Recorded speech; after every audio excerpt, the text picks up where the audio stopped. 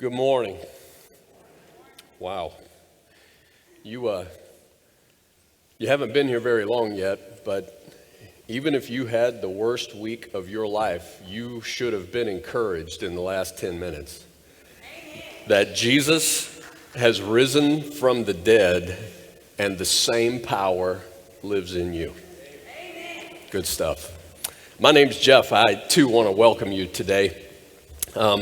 If today's your first day or you're just starting to get connected to Heart of Life, I want you to know we are at the end, really close. We got a couple of weeks left.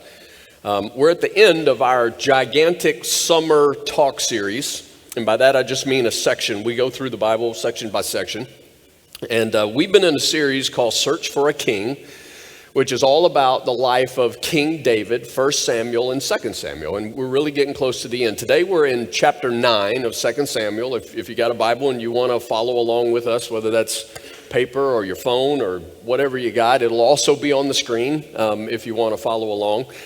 We're getting really close to the end of that. While you're finding that, I want to say thank you to everybody who just responded in a remarkable way regarding Uplift. Last week we just really focused on that ministry to the homeless, and it was kind of funny to me. We had a team from Taiwan who was here, some Taiwan leaders and pastors, and they typically come when we're doing one of the dramas like happened at the Farm Ninja last week. And one of the ladies after last Sunday, she came up to me, and one of these Taiwan ladies, and she said, Pastor, will your church actually respond to that ministry? And I said, typically when we see the Bible calling us to do something, they respond. And oh my, did you respond? It was fantastic. We're holding out one more week, just giving people a chance to volunteer, a few more opportunities. That sheet's in your guide, however you would want to serve. And then this week we're going to kind of start organizing, putting teams of people together, seeing where and what days, what weeks, that kind of thing everybody can serve. So I just want to say thank you though for that response. Some of you, this really will become a passionate ministry for you. Others, this will be for you and your family just another one of the opportunities that God uses to really affect your heart. So thank you so much for the way that you responded during this last week. Hey, our kids are in with us today. No children's church today. Woohoo! It's Fifth Sunday. All the kids are in with us, so we welcome the kids. We're glad that you're here. We always look forward to the Fifth Sunday when they get to be in here with us. There was a young lady who was very hurt by the way her husband was treating her. And she had gotten to the point that she needed to really do something with this. And so she went to her grandmother because she trusted her grandmother. She knew that she could tell her, she knew that she could share, she knew that it would be safe. And she went to her grandmother and just began to talk a little bit about how weary she felt of the battle, the fight, the struggle. And she was just tired. And she just didn't know if she was going to make it much longer. Her grandmother took her into the kitchen where she quickly filled 3 pots with water. Now I just brought one today to make it simple, but 3 pots that she filled with water, put them on the heat, and before long the pots began to boil. In one of the 3 pots, she put some carrots. In the other pot, she put some eggs. And in the third pot, she put some tea. And so for the next 15, 20 minutes, the water just boiled, and they just kind of small talked. They talked about this and that. And after the time passed, the grandmother turned the burners off, and she fished the carrots out of the boiling water and put them in their own bowl, and she fished the eggs out of the water and put them in their own bowl, and she ladled some tea out of the pot and put it in a bowl. And she called for her granddaughter to observe. And so the granddaughter observed the carrots, and sure enough, I mean, this is, when you cook carrots for enough time, you could cut them with a fork, and she took the eggs, and once she peeled the outer, shell off, sure enough, the inside was a hard-boiled egg. It's what happens when you boil an egg for that long a period of time, and she took a sip of the tea and just kind of smiled as she enjoyed the smooth flavor of the tea. And after a few minutes, the granddaughter looks at her grandma and she's like, "Okay, what's the point?" And her grandmother simply said, "I want you to notice that each of these items, the carrots, the eggs, the tea,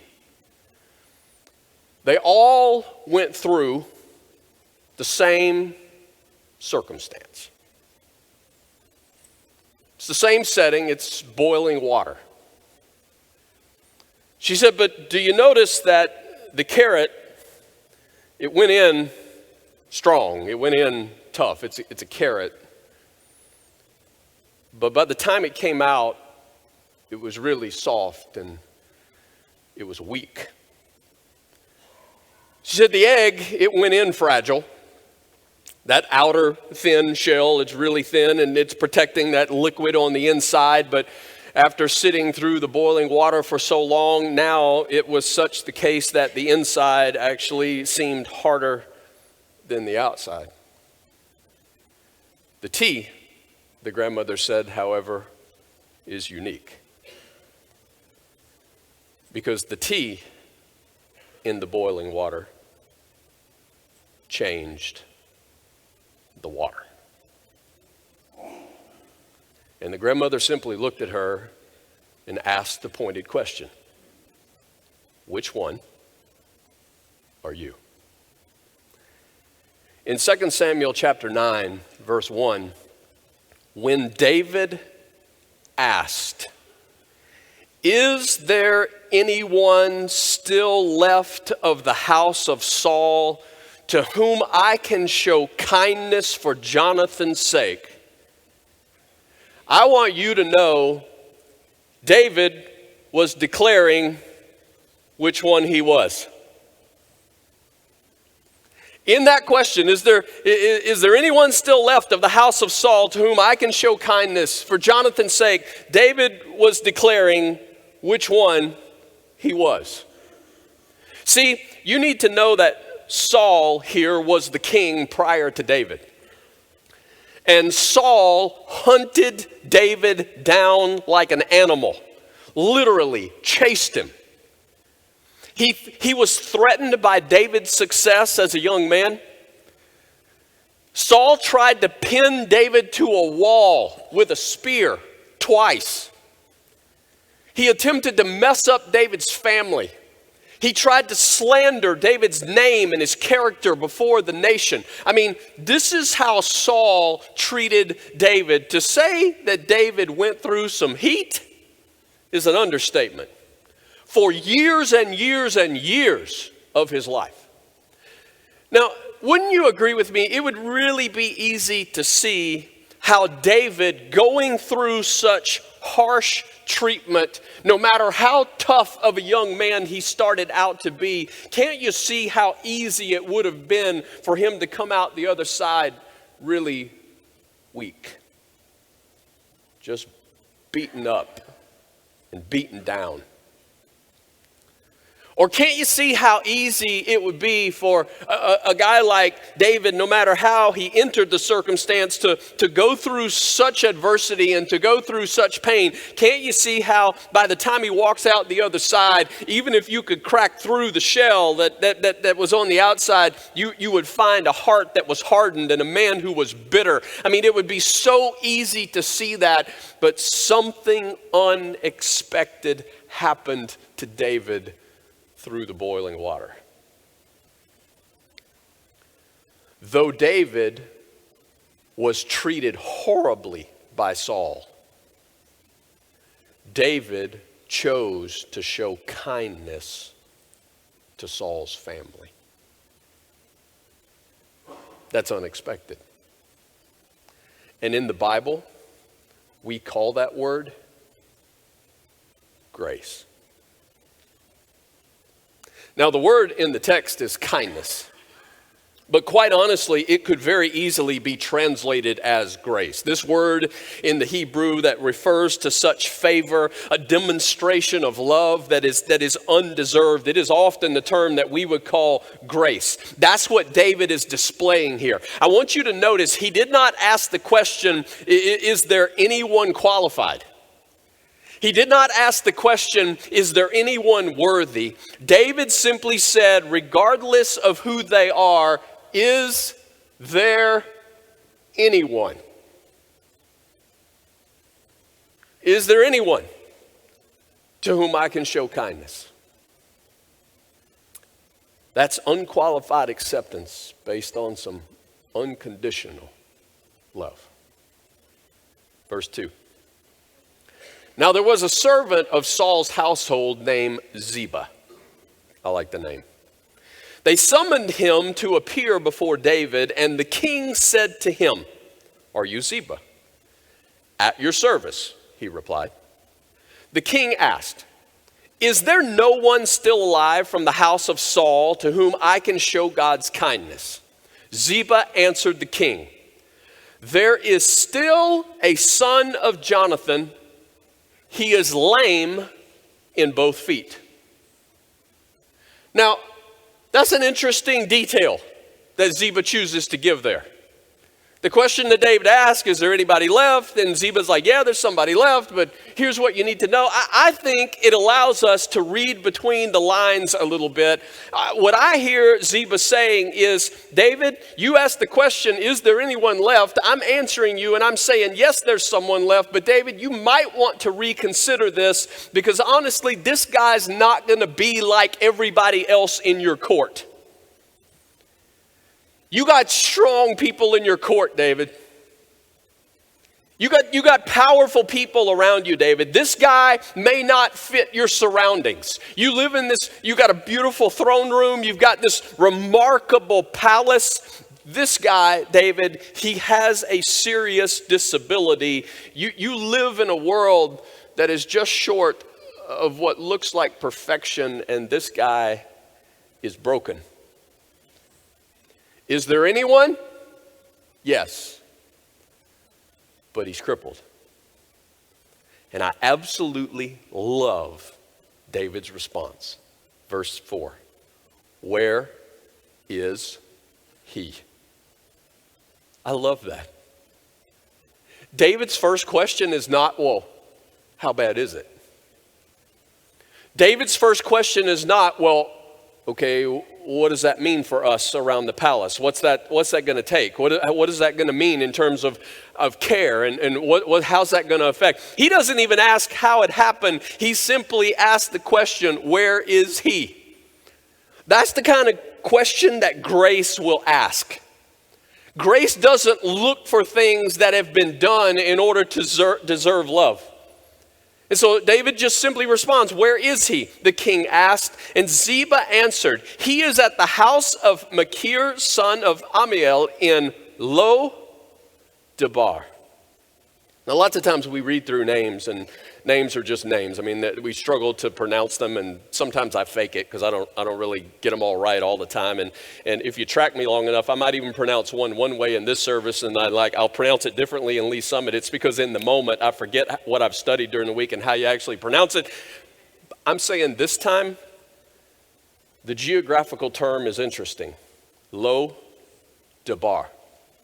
Lo in Hebrew means no. No, none. Debar means pasture or pasture land. No pasture land.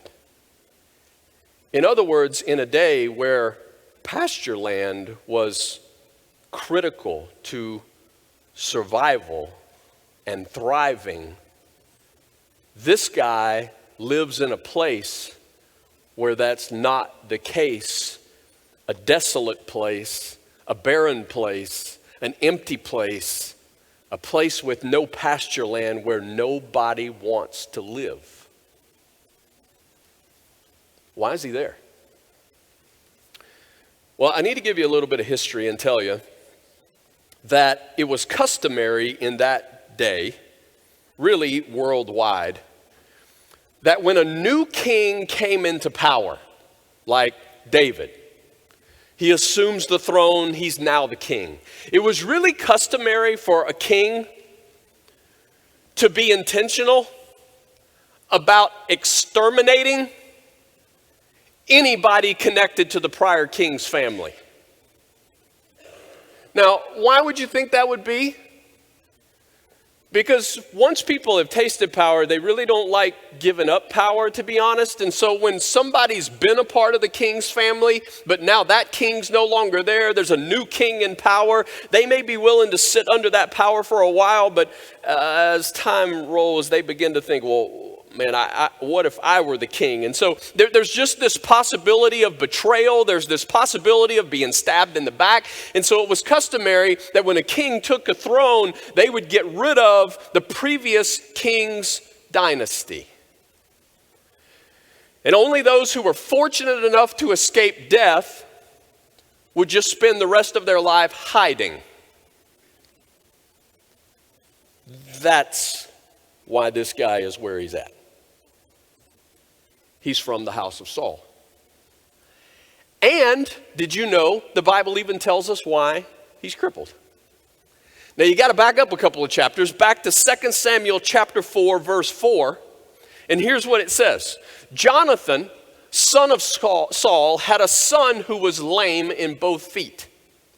He was 5 years old when the news about Saul and Jonathan came from Jezreel. Just a minute, I'll fill that in for you.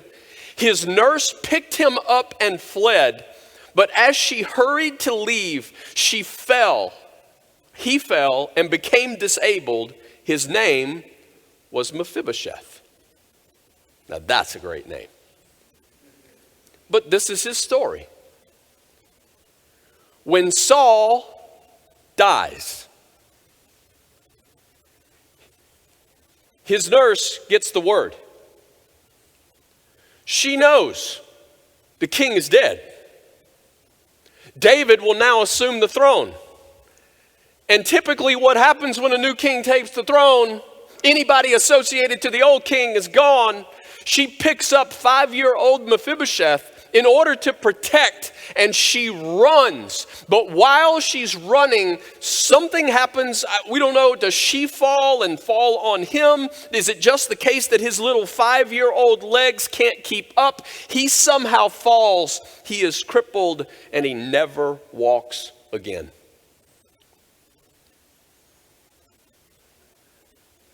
And he knew that the rest of his life, he would spend it in some desolate place, hiding, just so he could breathe another day. His worst nightmare is to hear a knock at the door and it be declared from King David's throne, "You are requested to appear before the king." And in our story today, his worst nightmare has just come true. They find him in this desolate place. David wants to see you.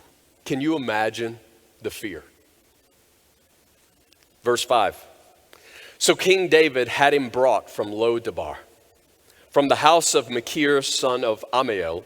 When Mephibosheth, son of Jonathan, the son of Saul, came to David, he bowed down to pay him honor, because that's what you do in the presence of a king. And David said, Mephibosheth. I love that. He calls his name. Mephibosheth. At your service. Mephibosheth replied. Check this out. Don't be what? Afraid. Don't be afraid, Mephibosheth. David said to him, for I will surely show you kindness for the sake of your father Jonathan. I will restore to you all the land that belonged to your grandfather Saul, and you will always eat at my table. Now that's cool. That is good. That's another one of those moments when I get to the heaven, I'm renting the video. You know what I'm saying? Because I think this is the moment in the movie where even the toughest dude in the room is trying to fight back the stuff. He's like, I got dust in my eye, right? I mean, that's the moment. This is happening. It's tension, tension, tension. And then all of a sudden, David throws this blanket of grace over the whole situation. David brings in his enemy, not to get him back, but to get him back. He goes out of his way to lavishly pour out love toward his enemy. Can we be honest for a minute and let me admit to you, I have a hard time loving enemies who are in my way, much less going out of my way to love them. And I don't think I'm by myself in that. We typically love those who do good to us, and we don't love those who do wrong to us. That's what Jesus reminded us of in the New Testament. That's what Mephibosheth expects to happen to him, because in the culture, he's considered an enemy of the new king because he was a part of the old king's regime. Mephibosheth, his legs don't work, but his greatest crippling was not his legs. It was his fear. It was his fear. And do you get the fact that Mephibosheth being crippled, it's not even his fault. It's not his fault. This is one of those moments where we're going, God, what's this about? Right? This is one of those moments where if it happens in your family or it happens in your circle and the 5-year-old suddenly can't walk anymore and it's not even his fault. We're going, what's up with this? His nurse was fearful. Why was she fearful? Because she didn't know the character of the king. She didn't know the kind of king that David would be. Her knowledge, her previous knowledge. Here's how Saul would have acted. Jealous Saul.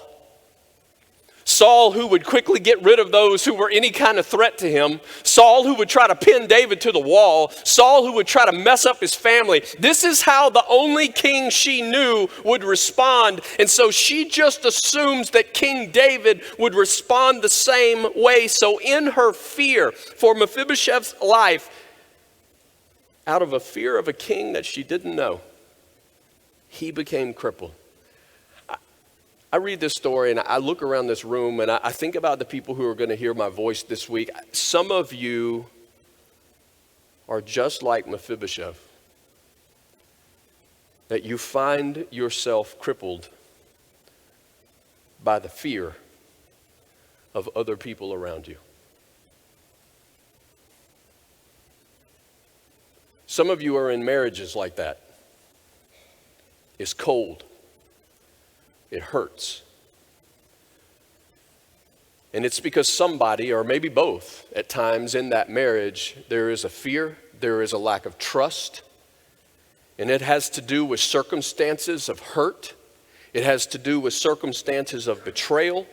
It has to do with going through the adversity of the boiling water of life, and you came out the other side. And inside, it's harder than the outside. You got a shell.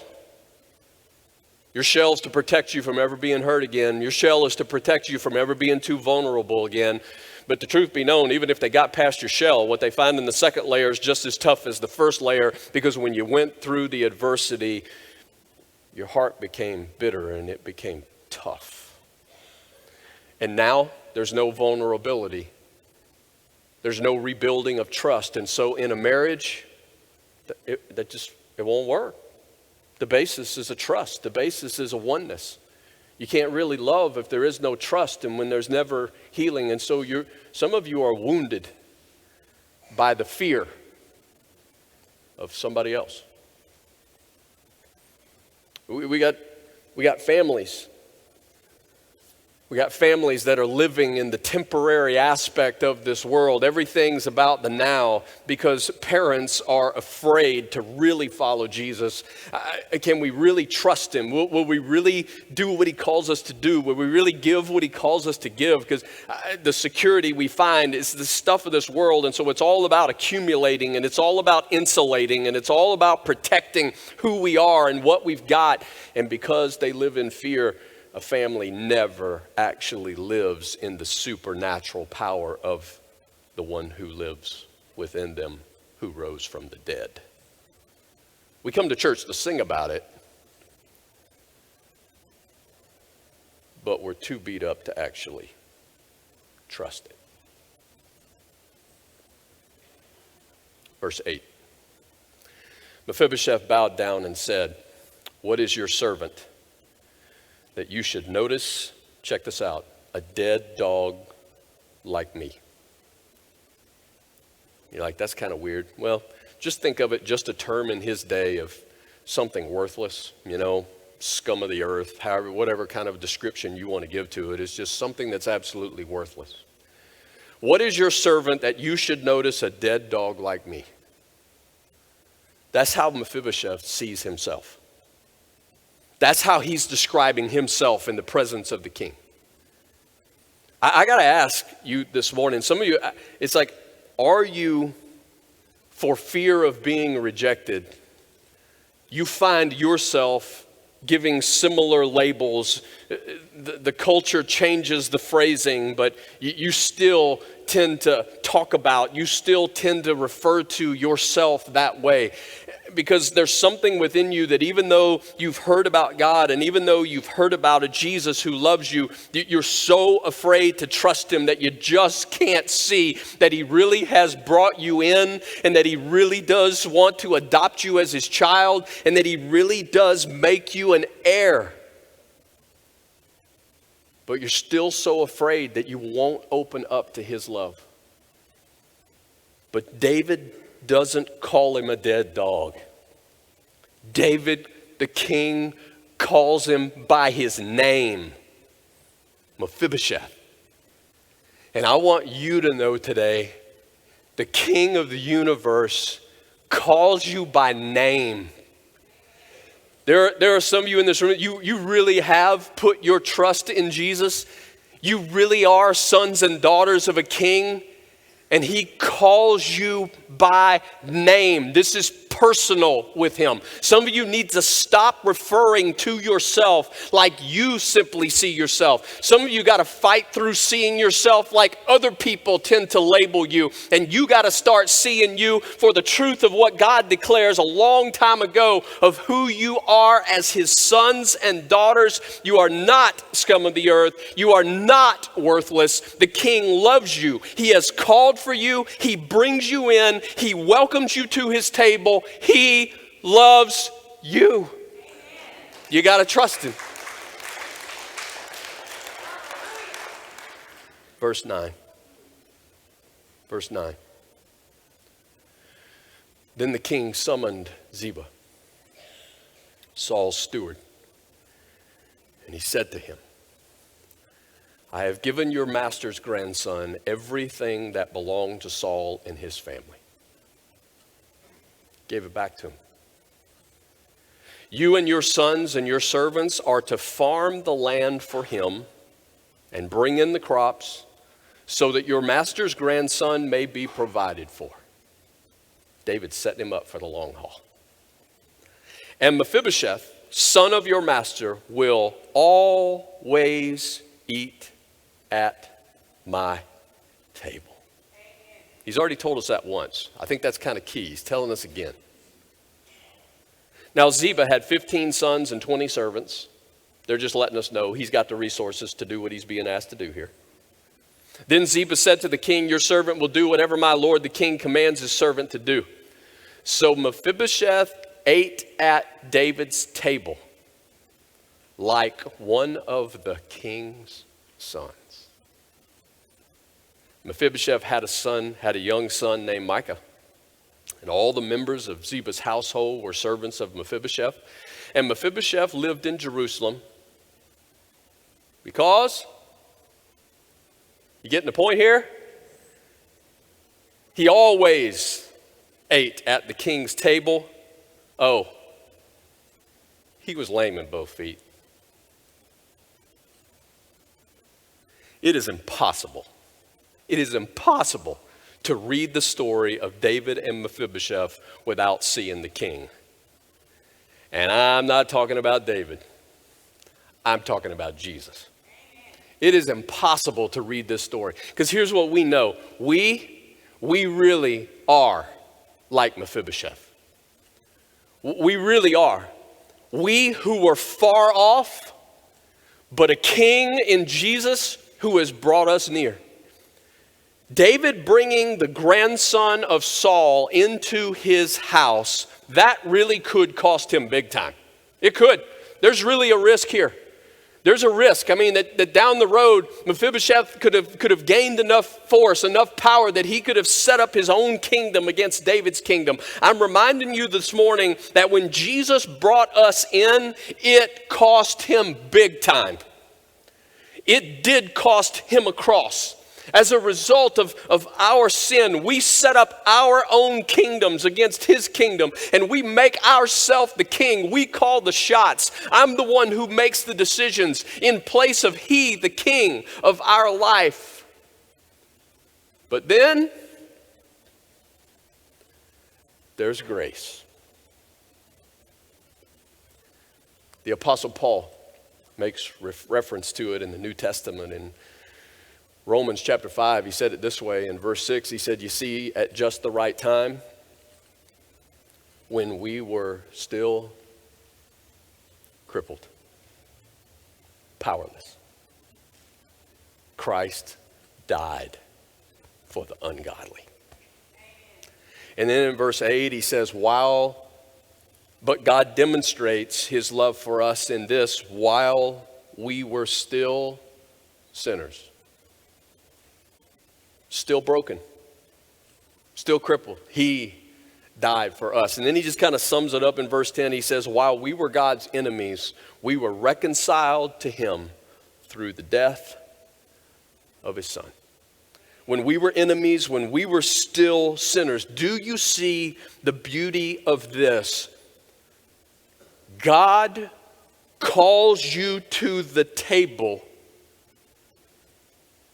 and his demand was not that you fix your brokenness in order to be there.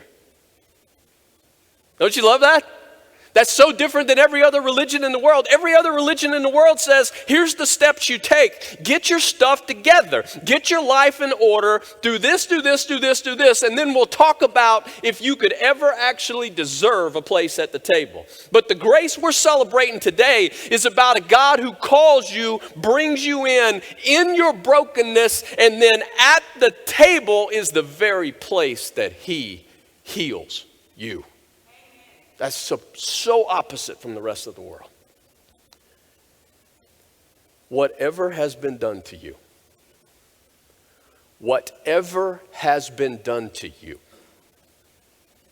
does not have the final say in your life.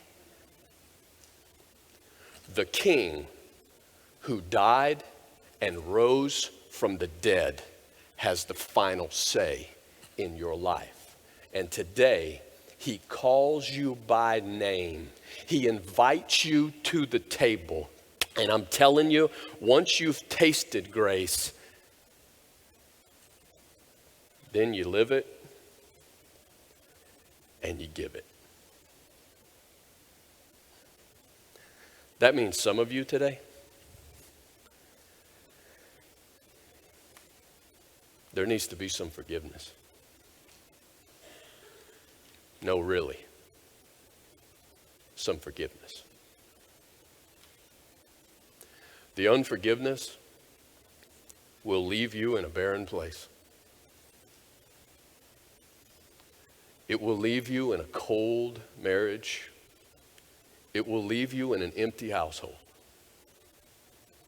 Some of you need to forgive a mom, a dad. Some of you need to forgive a husband, a wife. Some of you need to forgive a child. I'm saying for some of us today needs to be the beginning of forgiveness. And what I mean by that is today needs to be the day where you really do turn to the King who in your brokenness and in your sinfulness, he brought you in. And he covered you with grace, and you know what it's like to be forgiven, to know what it's like to be loved even though you've messed up, to know what it's like to be assured you haven't gone too far. Now you need to ask him to help you to begin to do the same, and today to say, the best I know how, God, I'm asking you to help me to forgive. Now here's my warning to you. Tomorrow morning when you wake up, you get ready to fight that same battle. And you're going to give it to him again, most likely in the morning, because the memory didn't go away. The struggle is still there. Tomorrow morning, what you're going to do, you're going to hit your knees again, and you're going to say, here's the truth. Yesterday, I meant what I said. God, I'm asking you to help me to truly walk this out. What does it mean to forgive here? God, what does it mean to let go of my heart and to truly open up and to let you bring some healing? Tuesday morning, you might be fighting again. Next week, when you show up in here, you may tell me, hey, I'm still fighting, but I'm still working on forgiveness. For some of you, it may take a while. But once you've sat at the table and once you've tasted grace, you will live it and you will give it. If you don't, you're probably not actually at the table. Because the King's heart becomes the heart of his children.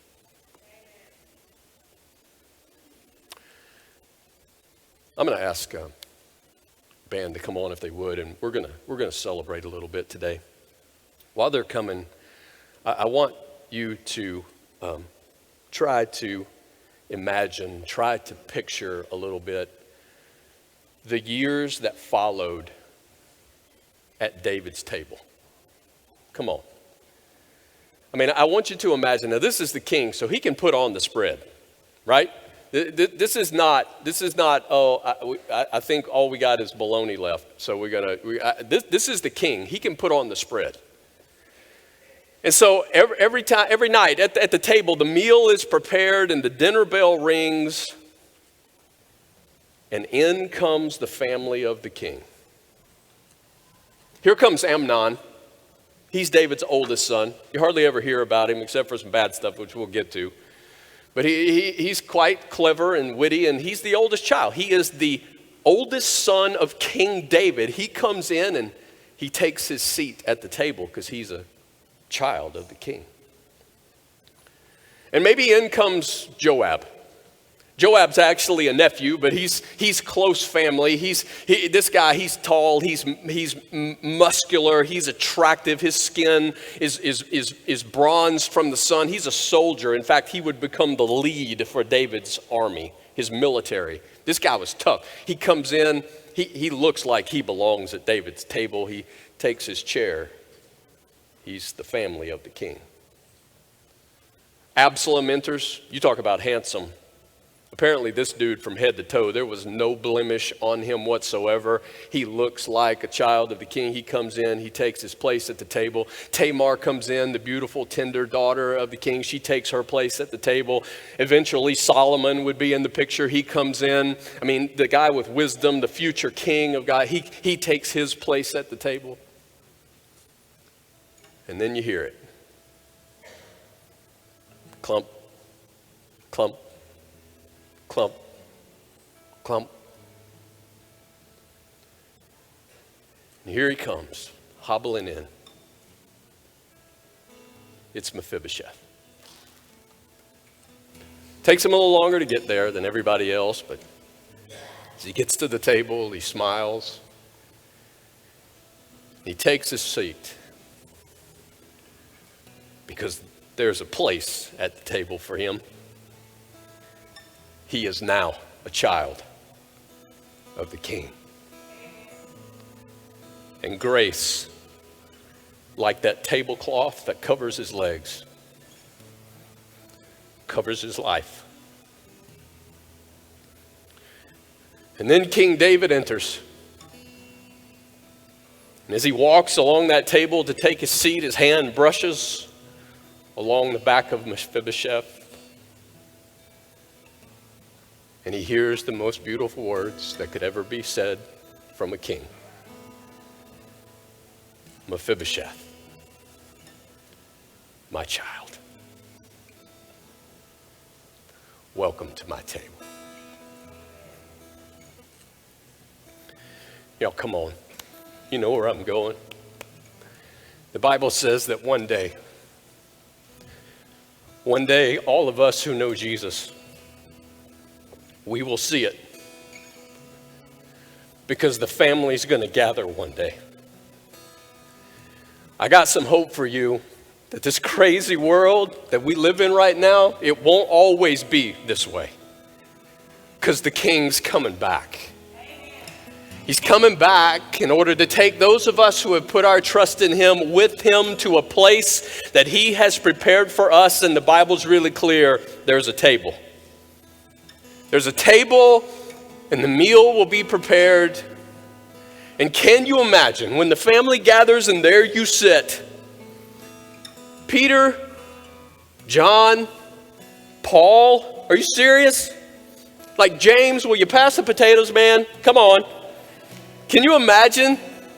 There's Martin Luther, there's Calvin, there's Wycliffe, there's Abraham, there's Esther, there's Isaiah, and yep, there's King David. Maybe he's sitting right next to Mephibosheth. And then the king will enter. And the one who gave his life to make this happen, he will call you by name and declare, my child, welcome to the table. Shall we celebrate? This morning, we are celebrating something very special that we often refer to as the Lord's Supper or communion. And it is a moment where we are remembering the grace of the King who has brought us to the table. The night before Jesus was betrayed, the Bible says that he gathered those followers, those disciples, and it was there that he took the bread and having blessed it, he broke it and he gave it to them and he said, this is my body, which is broken for you.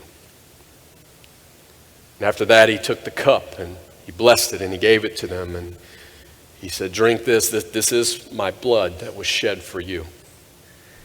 And he was making reference to the fact that just in a matter of hours, he would go to the cross where his body would be stretched out. The sin of the entire world, that's mine, that's yours, would be placed upon him. And by his wounds, we would be healed. And by his blood, we would be forgiven. He would take our place. He would become our substitute. The wrath of God that should have been poured out upon us as enemies of God, he took it so that those who will trust in him could find forgiveness and peace and become sons and daughters of the King. And Jesus said, do this so that you don't ever forget. And that's why we do this. And so here in a little bit, they're going to pass some trays. We're going to sing a little more here. We're going to celebrate a little more, and they're going to pass some trays, and there'll be some cups in those trays. And in one, there's a little piece of bread, a little cracker, and in the other, there's some juice. And that's what it's for, is to remind us. And when you get that in a minute, just hold on to it, and then we will celebrate this together. If you are a follower of Jesus, wherever you come from, we don't care where your church membership is. You may be a guest today. If you've put your trust in Jesus, we believe that we are the family of God. And we invite you today to be a part of this. If you've never put your trust in Jesus, then this is probably not yet something you're going to do, just because this isn't the characteristic of your life yet. It can be. It can be today. In fact, I'm going to invite you, even when we're singing this next song, we'll be right over here in the corner. I would invite you that if you've never taken that step to truly say, Jesus, I want you to be my king, and I want to know your forgiveness. I invite you to just make your way over. We'd be honored to help you to settle that today. You don't need to go through some act today that looks religious. You can actually meet the king instead. Now, before we do this, I'm going to invite you to take this next few seconds, moments.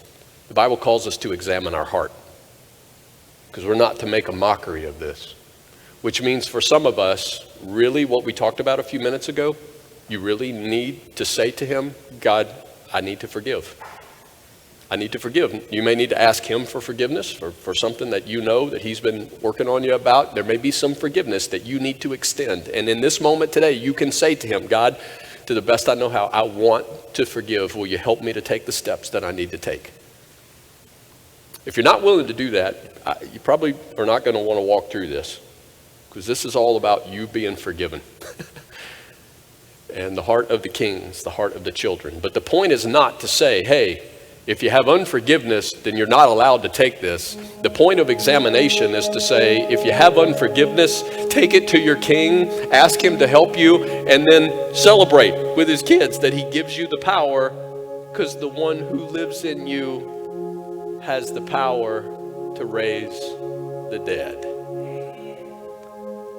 So let's just spend a couple moments. I'm going to encourage you to bow your heads for this second, and would you just quiet your heart before him?